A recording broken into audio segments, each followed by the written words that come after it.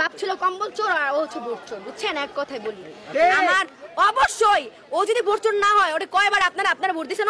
ওরা ভোট দিচ্ছেন? কয়জন বুকে হাত দিয়ে বলতে পারবে যে আজকে আমি শেখ হাসিনায় ভোট দিছি?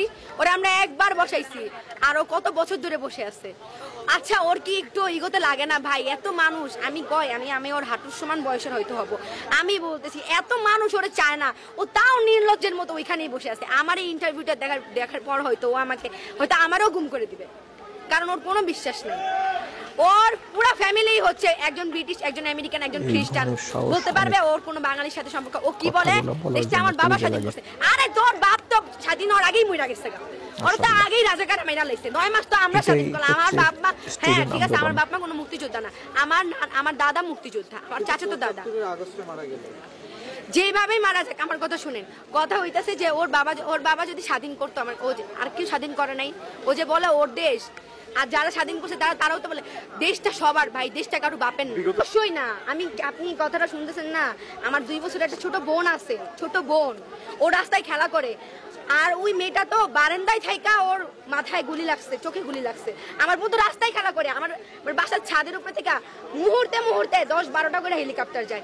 একটা হেলিকপ্টার যদি আমার 2 বছরের বোন, ওর যদি বুলেট লাগে কোথাও, ও তো ওখানেই মরে যাবে। ওরা যে নিয়ে ডাক্তারখানায় যাবো, আজকে আমার বোনটা আমার আপু করে আসে, আমি এটা চিন্তা করছি যে ছোট মেয়েটা, ওটা যদি আমার বোন হইতো, তাহলে আজকে আমার যে বোন হইতো, যদি আমি কি বের হইতাম না? বলেন। আমি কালকে একটা ভাইয়াকে দেখলাম, ভাইয়া কাঁদতে কাঁদতে বলতেছে যে আমার ভাই মারা গেছে আপু, আমি ভাইয়ের জন্য শোক পালন না করে প্রোটেস্টে আসছি। একজনের ওয়াইফ মারা গেছে চট্টগ্রামে, নাম যেন কি কায়েম না, ভাইয়াটার নাম কায়েম। ওয়াইফ মারা গেছে গুলি লাইগা। সে মেন্টালি কি পরিমাণ ভাবেন, উনি চাইল্ডহুড রিলেশন করে বিয়ে করছে উনি, আর ওনার ওয়াইফ গুলি রেখে চট্টগ্রাম মারা গেছে না কেন?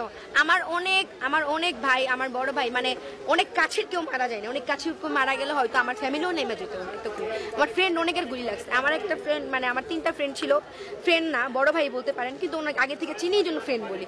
তো হচ্ছে আমার কলেজের বড় ভাই, ওরা যখন 18 তারিখ প্রোটেস্টে গেছে, তো ওরা নাকি নর্মালি দাঁড়ায় আছে, ওরা প্রোটেস্টে নামেও নাই। তো হচ্ছে এমনি নর্মালি দাঁড়ায় আছে, তো ওর সাথে একজনকে গুলি করছে, গুলির সম্পূর্ণ রক্ত, ওর সাদা টি-শার্ট ছিল, ওর গায়ে লাগছে। এত ভয় পাইছে ও, তারপর থেকে আর প্রোটেস্টে নামে নাই, কারণ ও বাবা মার একমাত্র ছেলে। কোনো বাবা মা কি চায়? আমার এমনও হয়েছে, আমার ওই 18 তারিখ প্রোটেস্টের পরে আমার অনেক ফ্রেন্ডদের গ্রামে নিয়ে গেছে তার বাবা মা, নিতেই পারে এটা। কোনো বাবা মা চায় যে তার সন্তান মারা যাক? চায়। তার অনেকে বলে কি আমার একটাই ছেলে, আরে ভাই একটা ছেলে হোক আর 10টা ছেলে হোক, মায়ের কোলে যদি একটা সন্তানের কিছু হইলে মায়ের বুকে লাগে, সেটা একটা আর 10টার কথা না। আর শেখ হাসিনা কান্না করে বলে যে আজকে হচ্ছে আমার কোল কি যেন, কোল খালি, মায়ের বুক খালি, কি হইলে আমি কি বুঝি না, আমারও বাবা মারা গেছে। বুঝলে তুই ফায়ারের আদেশ কিভাবে দেস? তোর আদেশ ছাড়াই কি ওরা ফায়ার করে?